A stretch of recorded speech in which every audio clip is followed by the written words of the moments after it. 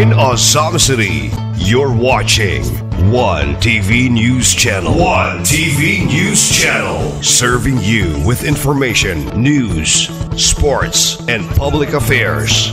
One TV News Channel. One TV News Channel. Serving you with love. Ang telebisyong pangmasa. One TV News Channel. One TV News Channel.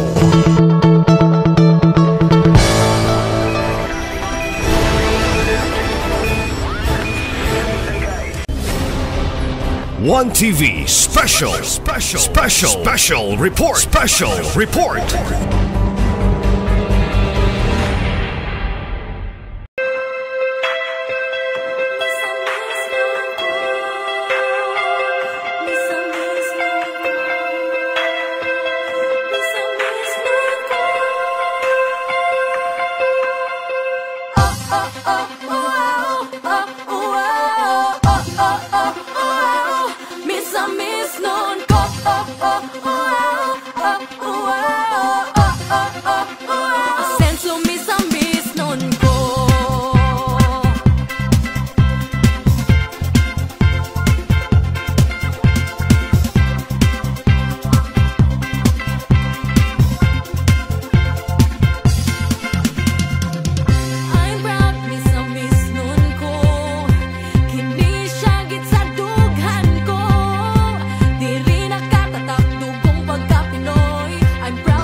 Ngayong hapon, kaniyong tanan,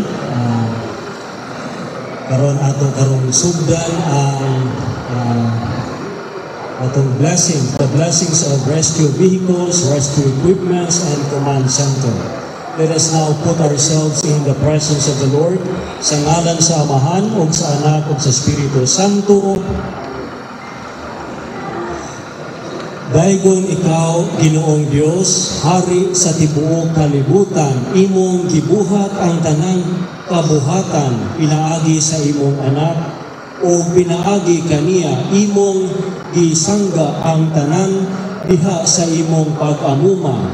Itugot ang imong bendisyon niining rescue vehicles, rescue equipments, o bendisyonin sila nga maggamit niini. Ayaw itugot nga mag-abusar sila, magdakmal o maghimong kadaot sa ubang mga tao. Gamiton unta nila kini alang sa imong dungog o himaya, alang sa kaayuhan, sa kaalagaran sa ilang kaugalingon o sa uban, o aron pagtukod sa imong gingharian dinhi sa yuta. Amahan, patalimhugi ang among pag-ampo kay amo kining gihalad pinaagi ni Kristo among Ginoo. So karon atong pangajion ang Amahan namo as I go around and bless the whole rescue equipments. Amahan namo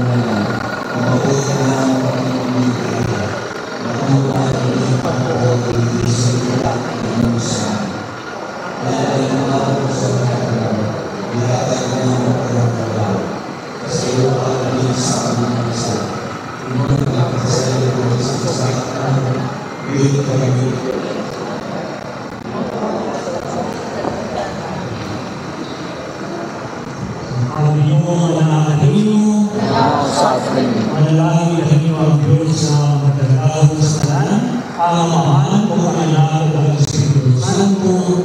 Amen. Lord, we will proceed upstairs to let us rescue Command Center. the Command Center.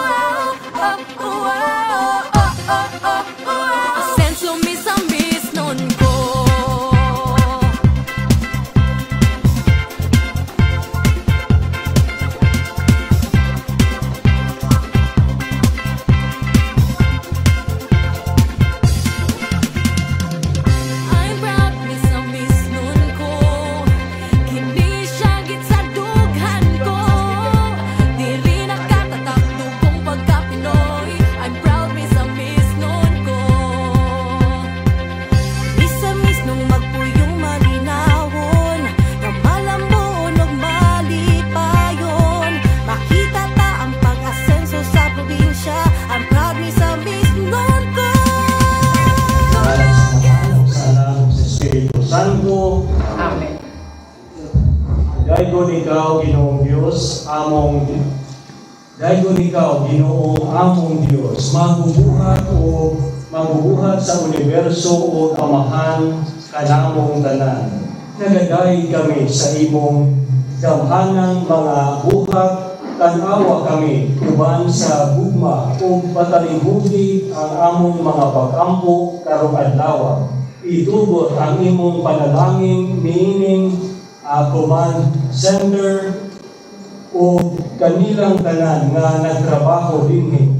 Ang ilang buhat mo tambon ta sa kaayuhan sa tanang mga sakop niining katilingban o amahan. Daygon ikaw hangtod sa kahangturan. Amen. Karon atong mga jion pag-usap ang amahan namo. Amahan namo. Maabot ka ng mga inyong pinahirap. Patuman ngayong pagbuot ni Bisay ka mayon sa amin. Akalan namo sa makataglaw. Ihatag ka namo karoon laban. Kasaylo ka kami sa among mga saya. Ingon nagkasaylo kami sa mga kasalanan. Upili ko kami tugilan sa padulay. Yuluan ko sa kami sa dautan. Amin. Maghimayang kamariya na butok sa Kristo. Maginoong Diyos na kanin. Lahan ko sa mga bayan. Mulahan ko sa pamagulong sa Diyos sa Jesus. Santa Maria, Inahan sa Diyos, Iapo mo kami magsama. Karoon o sa oras sa aming pagkakaroon. Amen. Ang Ginoo manaa kaninyo. Manaw sa kanimo. Manalangin kanino ang Diyos nga makagagahom sa tanan, ang Amahan o ang Anak o ang Espiritu Santo. Amen. So tapos na atong kasanglugan sa pagbibita or blessings of Command Center and Rescue Vehicles. Dada ang kalinaw ni Cristo. Salamat sa Diyos. Good afternoon to each and every one of us. Ang ating pagkawan sa kapinalagan ng mayor-mayor hindi uli ng junior. Ang atong pinalagan ng pari para sa una. Kundi this blessing, ang hatag, panalangin sa ito ang pinaka-importante na activities na una, the blessing of the Command Center and also the rescue vehicles. Salamat everybody for your blessings. Ang atong chief, sir, good afternoon. Good afternoon. Atong chief sa Maritime o sa chief natin sa PNP. Eurofire. Sorry. So, sa akong mga kauban sa konsiyo, this afternoon, Pito Tano, ang atong Majority Floor Leader, Attorney Mars Tapayan, Honorable Lordly Fuentes Cypress, Honorable Cecil Gu, Honorable Ronan Suizo, Honorable Saul Salvador, Honorable Kathleen, Honorable Romero, Honorable Jojo Sankin, Honorable Daniel Lau, Honorable Relinda Batimon, Honorable Manuel Umsod, Honorable Moralion, did I miss anybody? Ni Marcel Blanco, ang atong man of the hour karon kay tawag ani our action man, our disaster man ang atong action man karon atong mga friends media atong palakpakan sila with all courage no para na mapaabot po kini atong libaton at sa atong mga katawhan dinhi sa siyudad sa Osamis and also to our neighboring provinces and cities. Kanatong tanan, atong pagpasalamat, of course, atong nagitong kamahan, that we have this very important activity this afternoon. Of course, conceptualized with this atong nalangka ang mayon. Mayon, thank you so much for this wonderful activity that we have now. One of the vision, the Asinso Osamis is the protection of lives and properties. Palagpakan na to. This is just but one element in the how are we going to protect our lives and properties. So we have just experienced a lot of calamities in the cities, but not so much because we are prepared for this mga kalihukan o activities that we have to go through. So, this afternoon, pasalamatan yung nato ang Ginoo for this wonderful gift that He had showered upon us through our very energetic Mayor Indy Uminal, and of course with the support of his father, Honorable Governor Henry Liz Uminal Sr., and of course, ang atong pinanag-usap na Congressman Ando Uminal. Nagtawag ng 3-in-1 doon ang servisyo sa mga Uminal for the whole province of Misamis Occidental, particularly Misamis City. So salamat kayo sa mga Uminal family, and of course, the Asinso family. Palagpakan na ito kasi it's been the desire and dream of the Asinso family to protect the lives and the properties of the people of Misamis City, of course the whole of Misamis Occidental. So this is just but one activity that we are trying to prepare for that. So, but we are not any basta nagdambot mga gravidad, but we just preparing ourselves. Andam na yun ka because we do not know kung sa mga gravidad na maabot. But ever then, we are very thankful to God kay Misamis City has been always been protected because we have this Mount Malindang na nagprotekta sa the whole of Misamis Occidental. So muna ang pasalamat to God for the gift of nature na diin anina ato ng kahimusan dinhi sa siyudad sa Misamis.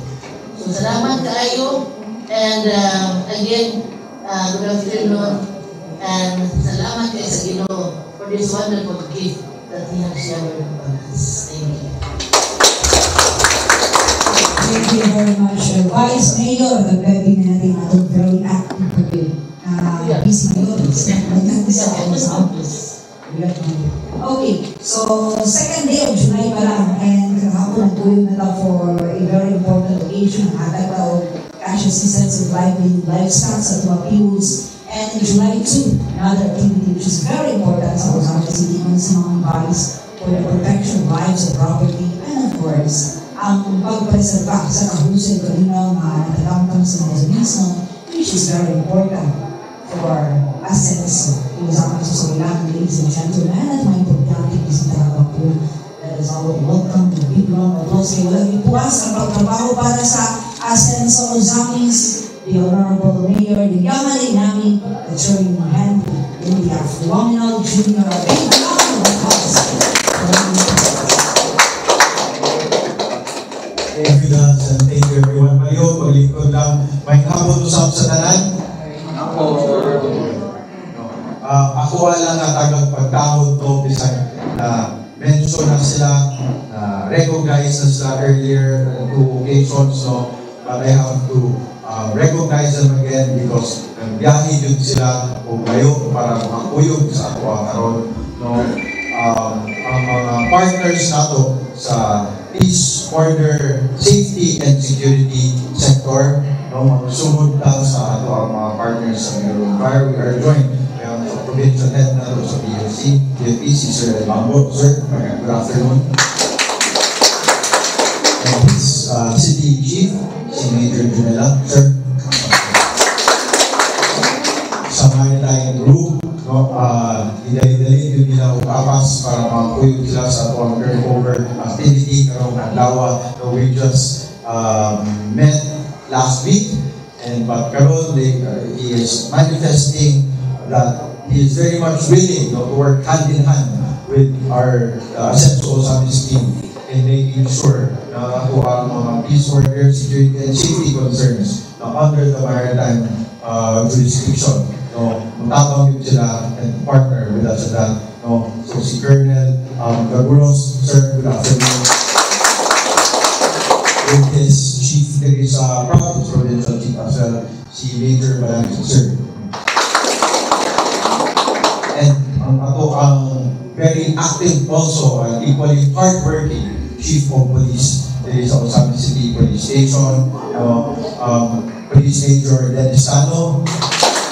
By one of his deputies, si Ma'am Des Villas, and also keeping us safe, albeit in a very different way, because the manner by which he keeps us safe is by reaching out to God and praying for our protection and guidance always. Nagsilbing ambassador to heaven, nato karong adlaw, Father Dele Asunan. And to the city council, no, to the city councilors, kung wala po sila, church, no, or national partners, kung wala po din sila, vice mayor, no, dili posible tanang mga nakakuha sa Ascenso administration. So let's give a big round of applause. So kaning activity nato today is the turnover and blessing ceremony of the rescue vehicles, the rescue equipment, as well as kaning phase 1 of our command center. I just say it's phase 1 because it's already fully operational as it is, pero ako pa mabuting lumagay pa para mas improve pa. Is a manifestation of the strong partnership between the local government and ang national government agency partners in the field of peace and order, security, and safety. Given naman din na there are some aspects of governance na dapat isali yun sa local government unit. Isali sa mayor, isali sa mga councilors, isali sa mga department heads. But it is also a given that other aspects are best left to the hands of the skilled and those who have the appropriate expertise in that matter.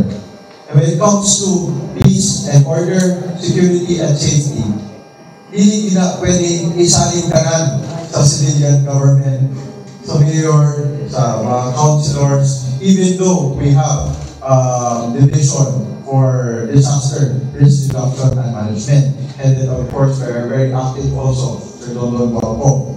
Okay? When it comes to law enforcement, ang pwede yun mo dako is ang ato ang kauban sa kapulisan.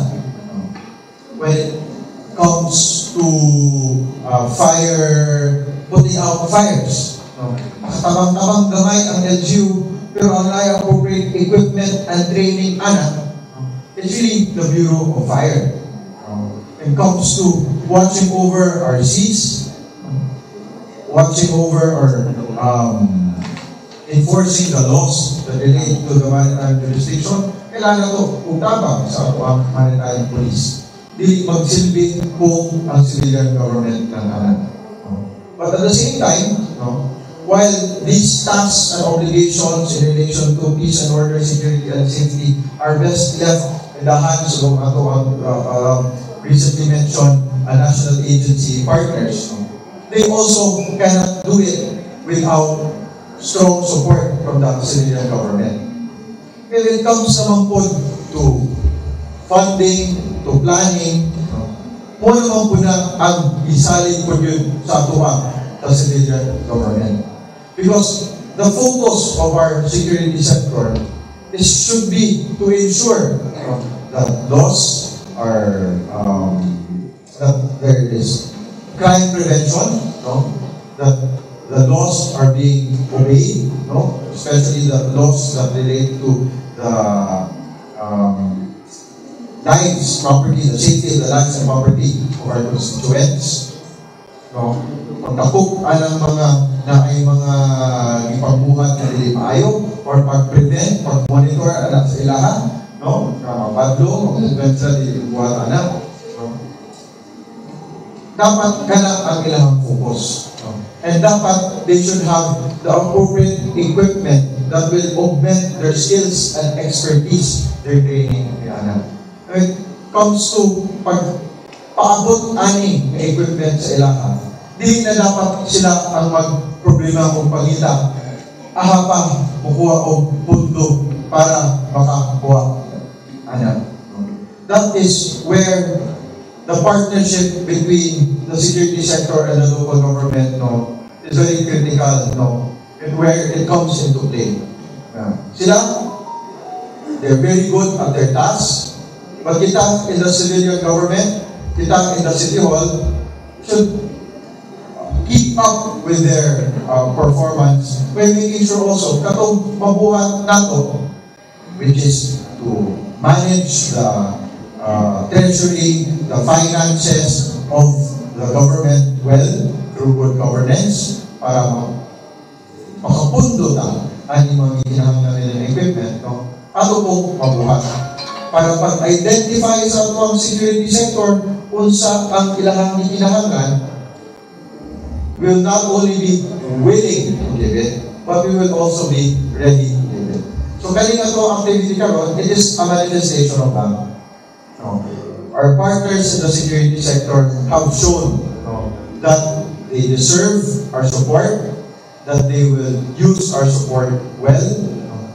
So kita, ato po nang itimbangan ang ilang ka-update, by making sure kung saan pa yung mga equipment kailangan mapaabot sa ilaha. So kaning